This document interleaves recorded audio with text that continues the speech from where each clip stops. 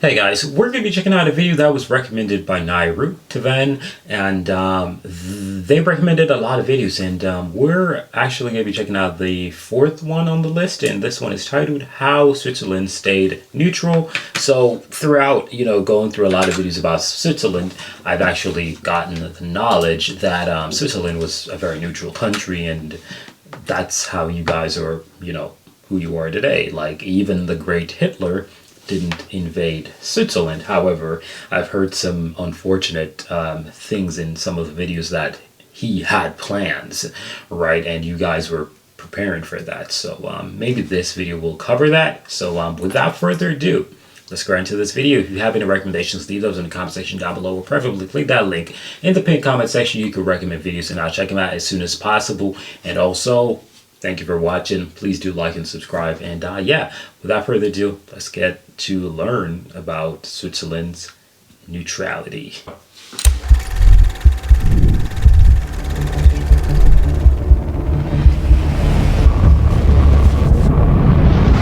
I want you to see something. You ready? This is a giant map of Switzerland. I love Switzerland, and one thing I have learned about Switzerland is that the Swiss like to be neutral. This country does not like conflict. They avoid it at all costs, which is strange because they're really good at fighting. Other European countries used to hire Swiss men to fight their wars for them, but back home in Switzerland, they don't fight. They don't take sides. That's partly because they lost a few wars of expansion and kind of just decided it was probably better to just stay put. But it's also because back when Europe was full of empires, the big European powers thought it would be a good idea to have a mountainous, small buffer country in between some of the big rival powers. And so Switzerland was kind of deemed this neutral power. But the result is that today Switzerland doesn't take sides. They don't send their troops to fight in other wars. They rarely join alliances. I mean, they're not a part of the EU, they're not a part of NATO, and they reluctantly barely joined the UN as recently as 2002, a decade after North Korea. And the only countries that joined after them didn't exist before then, meaning they came into existence after 2002, so they couldn't have joined before then. Switzerland is serious about neutrality. No conflict, no alliances, leave us alone. When you're right here, right at the crossroads of people trying to take over Europe, staying out of conflict has big benefits for your country and its economy. But it also means staying neutral is really hard. But the Swiss have done it, using their mountains, some exceptional engineering, obsessive commitment, and a healthy amount of explosives. The Swiss have kept empires out of their country, sticking to their guns and staying neutral even when Europe was tearing itself apart.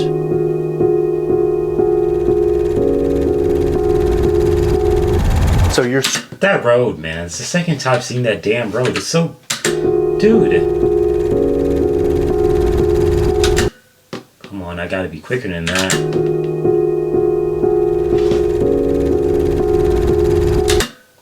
Yeah, there we go.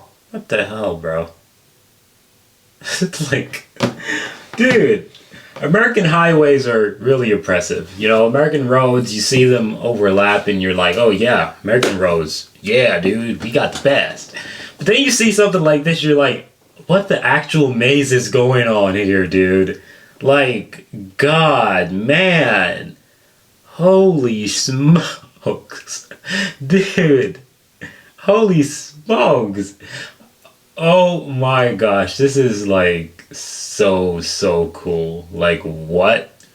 The thing is, engineering allows you to understand that the reason why it's like this is because of the height, right? So to reduce the what's that called again, the steepness of the hill, you just simply stretch the length of the hill, causing it to not be as steep, because if you were supposed to go like that, it would be very steep. But if you go like, and yeah, by certain degrees, you get the whole physics of it. I'm kind of obsessed with construction, so yeah.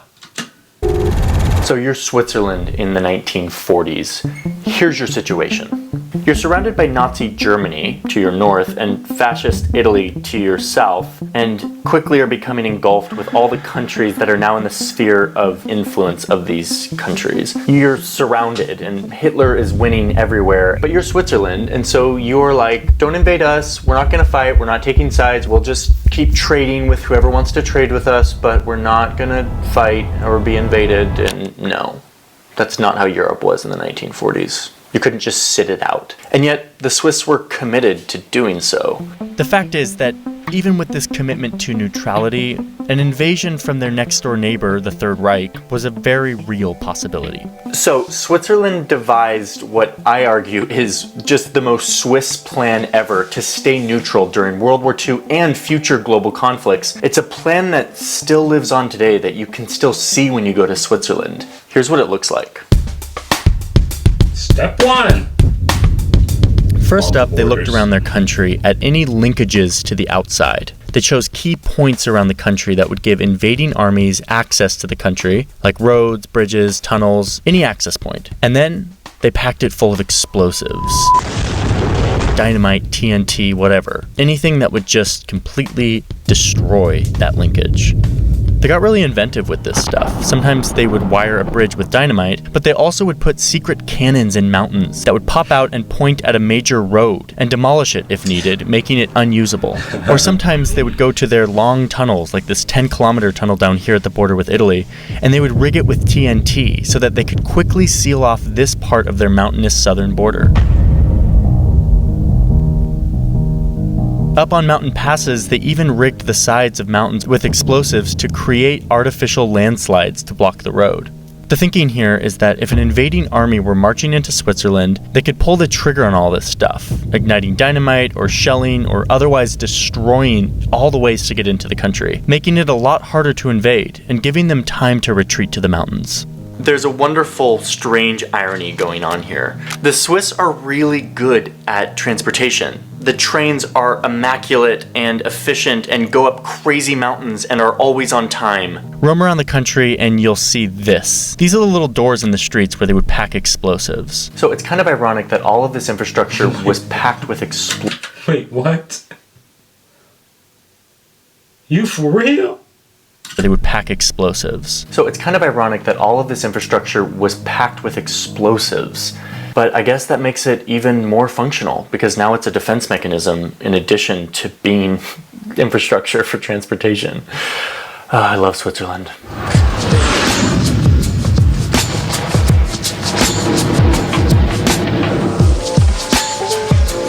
There's this one bridge that connects Switzerland to Germany that was built in 2006. And when it was built, it was packed with explosives. This bridge was built in conjunction with Germany. Germany paved half of the bridge, and yet they didn't even know that it was rigged with explosives. It's very aggressive, Switzerland.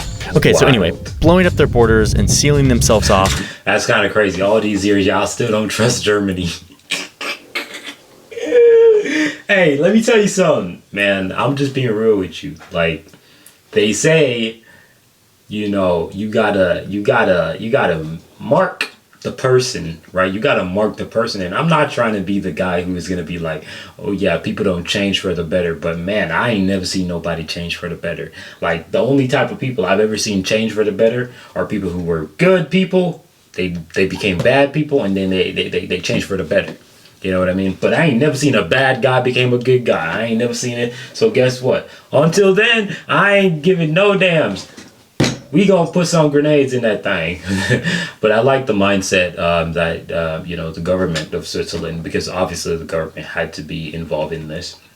Regarding the bridge, I'm not saying that Germany is, you know, still 1940. I'm not saying that at all. I would never say that I love Germany. Germany has a lot of cool stuff going on for it. German cars, amazing. However, you know, the thing is, you could never be too sure of anything because there are many people who actually are in Germany and other countries, many other countries, who actually believe in this type of lifestyle where we go over and we take over other people's property, take their women, kill the men, enslave the people, just mess up their things and feel like we're better than anybody else. There are many people who do those type of things. So it is only right that you have to, stay aware and protect your people, your country. It's only right. Was one major strategy for aggressively staying neutral. Let's get on to the next one. Step 2. Zoom into the lower half of Switzerland, and you'll be struck by one massive thing that Switzerland has. Mountains. Big, giant mountains that flank across the south part of the country. Another thing the Swiss have is an unmatched ability to drill holes into those mountains. The country has over 1,000 tunnels, one of which is 57 kilometers long. These people know how to build holes in mountains, and that's... Based on my math, because I've been in Europe for some time now, in Finland to be specific, I've, gotten a little bit used to the kilometers, and 57 kilometers is literally about 57 minute worth of driving at 100 kilometers per hour. That's far. That's long. Skill becomes very useful when your situation looks like this. Most of the population lives here, meaning not in the mountains. And so there wasn't much of a separation between these population centers and Nazi Germany. After the Swiss saw Hitler march into Paris and take over huge portions of France, they got serious about figuring out what they would do if Hitler invaded. So they had their plan to blow up the borders and slow down an invasion. But where could they retreat to that would allow them to stay neutral and stay alive during the fighting? In the mountains, they were building giant fortresses and bunkers and tunnels that were literally inside of the Alps.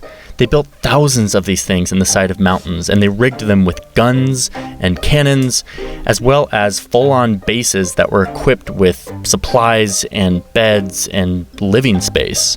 Sometimes they'd be hidden in steep mountain passes, disguised as a barn, but really it would be a bunker with hidden explosives, supplies, and men ready to fight. All over the Alps, the Swiss built these secret bunkers, mainly during World War II, in preparation for any sort of invasion. Once the war ended, the idea of putting bunkers in the mountains for defense and neutrality became pretty embedded in the Swiss security doctrine, as well as just Swiss culture.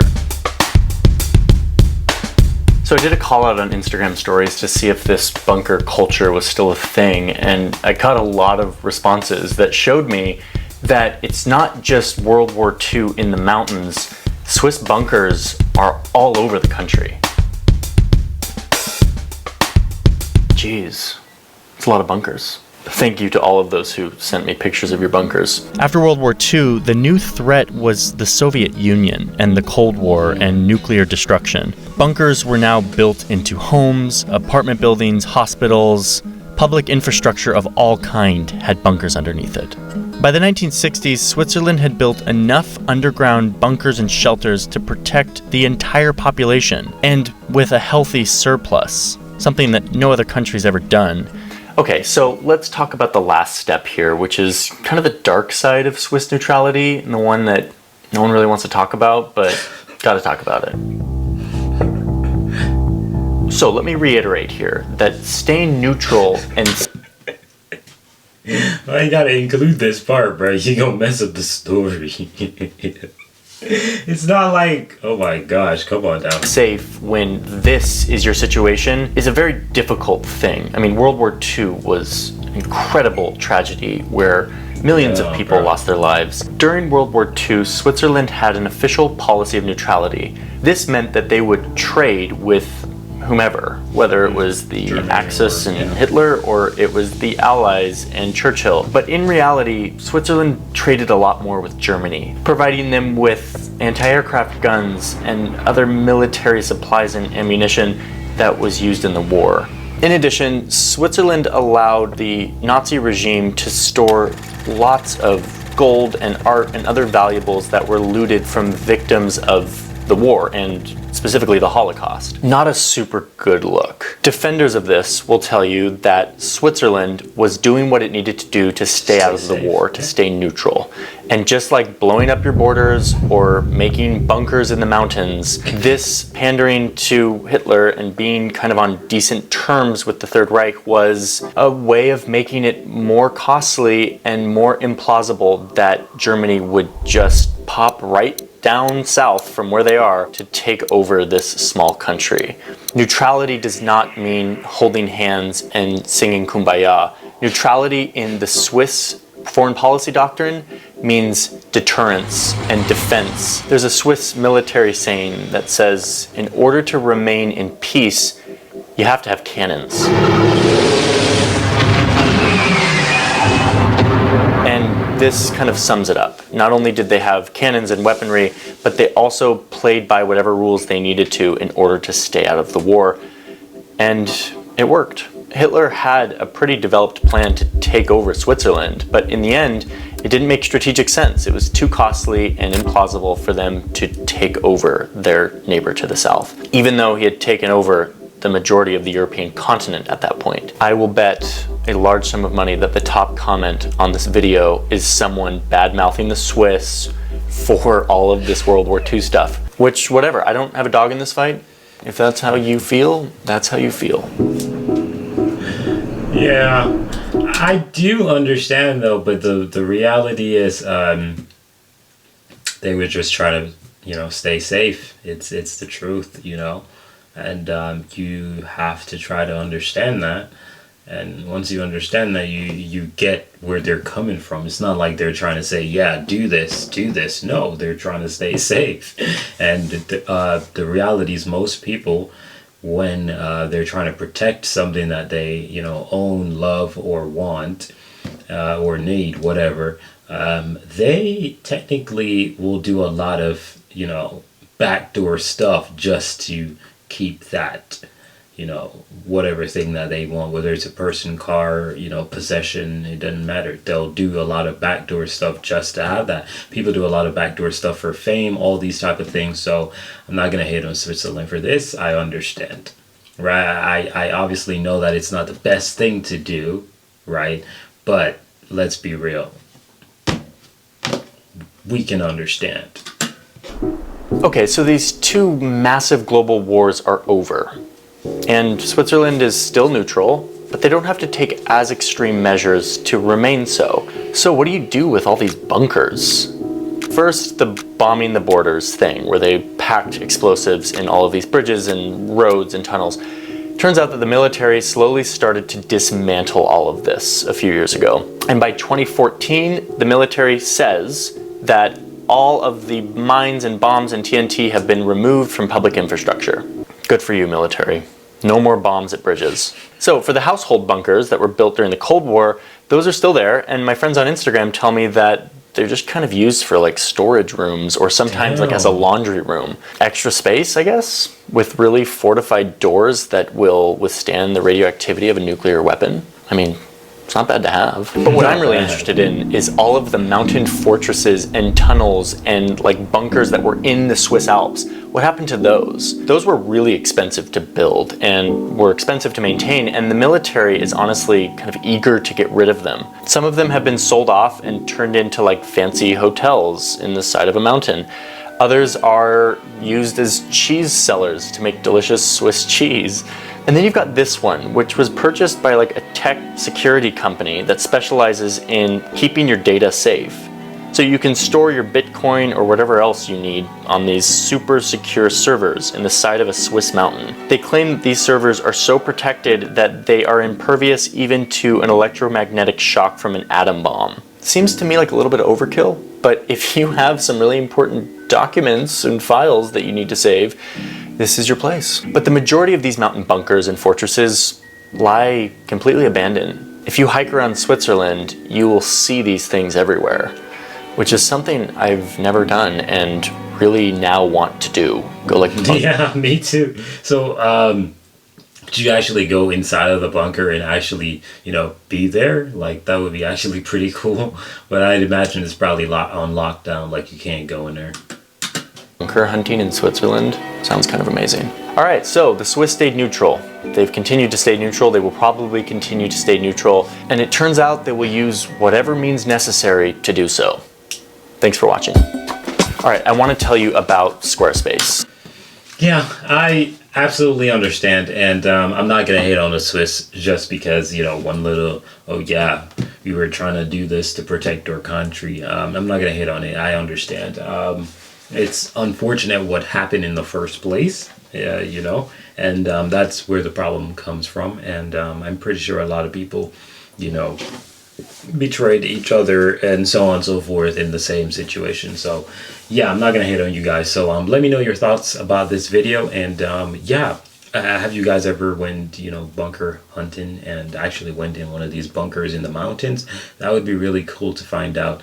And also, have you ever actually seen any of these, you know, explosives, you know, like seen them like, oh yeah, they actually do have explosives? Or is it all gone? Like he said, the military removed a lot of them in 2014, but we in 25 now, man. So are they all gone? Let me know in the comment section down below, guys. And yeah, thank you for watching this video.